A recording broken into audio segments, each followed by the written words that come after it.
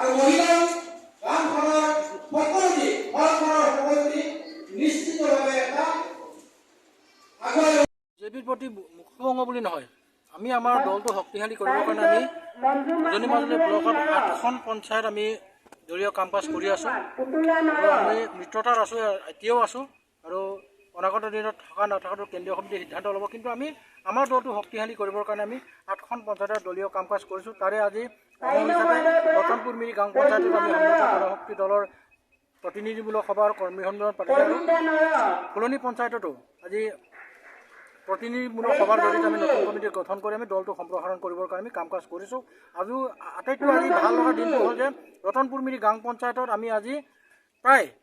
বিভিন্ন ৰাজনৈতিক দলৰ পৰা প্ৰায় 150 কৰ্মী আমাৰ তাত যোগদান কৰিছে আৰু অনাগত দিনত সেই যোগদানে আমাৰ দলটো আৰু শক্তিশালী কৰিব আৰু অনাগত দিনত ৰতনপুৰ মিৰি গাঁও পঞ্চায়ত আমি পুনৰবাৰ আকৌ 20 বছৰৰ কাৰণে পঞ্চায়ত দখল কৰাৰ কাৰণে আমি